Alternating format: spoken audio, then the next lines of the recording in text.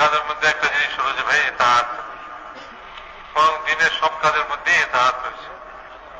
দিন তো এতাআতের সঙ্গেই হয়। এতাআত মানে হলো মেনে চলা, বড়কে মেনে চলা, আল্লাহকে মেনে চলা, আল্লাহ রসুলকে মেনে চলা। যেমন কোরআনে পাকের মধ্যে কাকে কাকে মানবে, তিন স্তর বলছে। আল্লাহকে মানবে, আল্লাহ রসুলকে মানবে, আর জিম্মাদারদেরকে মানবে।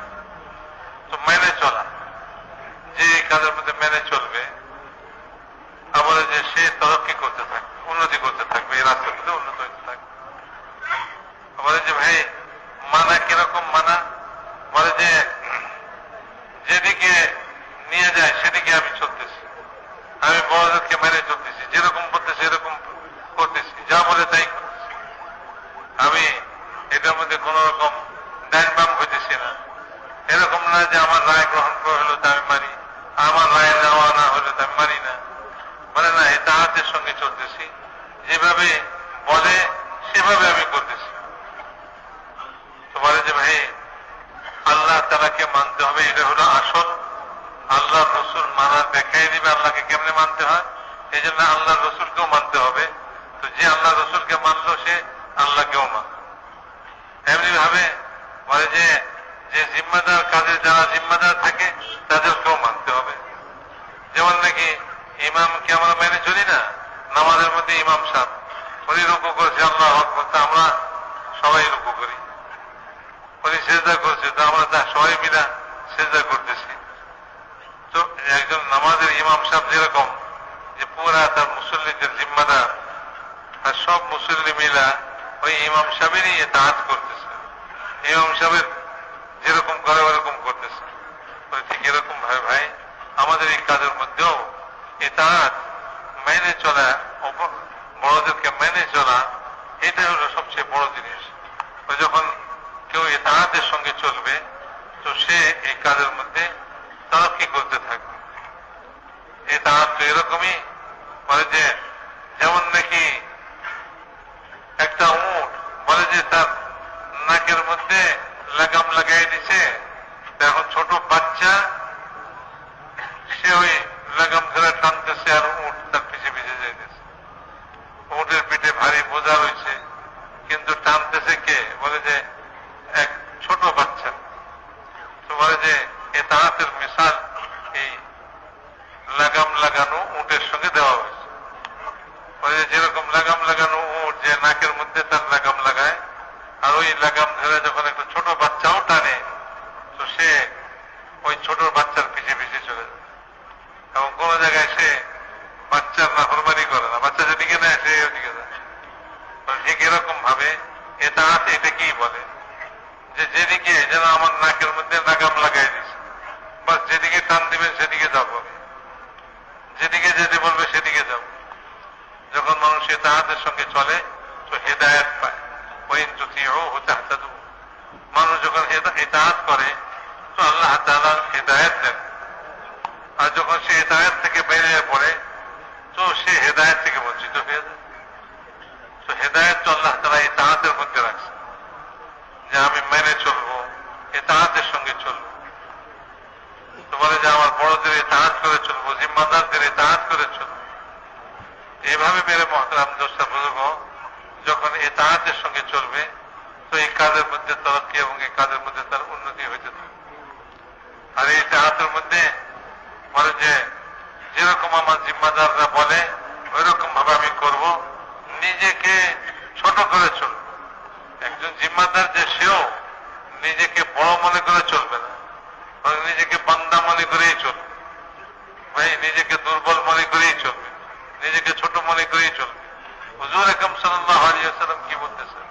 হুজুর বলতেছেন যে আমি তো বান্দা, বান্দার মতো খাই, আমি তো গোলাম, আল্লাহ তাআলা গোলামের মতো খাই।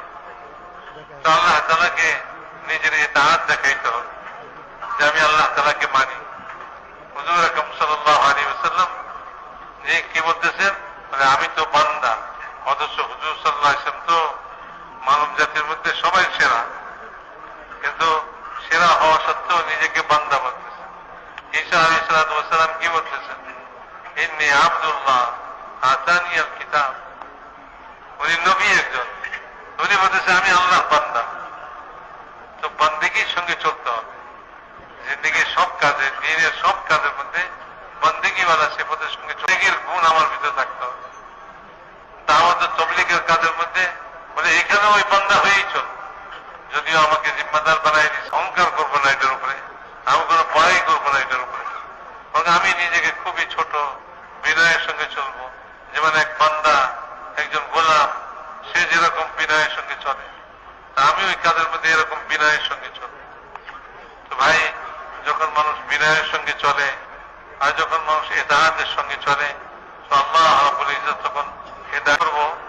তা আমি ঝগড়া করবো না এটার জন্য, আমার রায় নিল না কেন, আমার রায় তো বেশি যুক্তিসঙ্গত ছিল, এটা নিয়ে ঝগড়া করবো না। যদি কেউ ভুল করতেছে মনে করি, আমি দেখি যে উনি ভুল করতেছে, তা আমি ভাই যেটা সহি জিনিস আছে এটা পেশ করে দিলাম। যদি উনি মানেন তো ভালো কথা, যদি না মানেন তো আমি চুপ করে দিই, আমি সবর করি। এখানে আমি সবর করে যাই।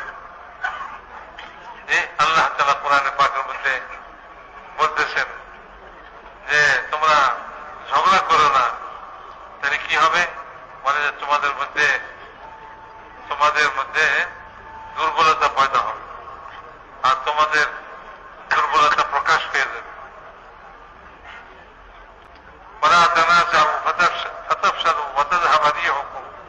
সঙ্গে সঙ্গে কি বলতেছেন? বলে ওয়াসবির, সবর করো। তো ঝগড়া করে না, কথা মানলো না কেন, আমার কথা রাখলো না কেন, সেজন্য আমি ঝগড়া লেগে গেলাম, ঝগড়া লাগাই দিলাম।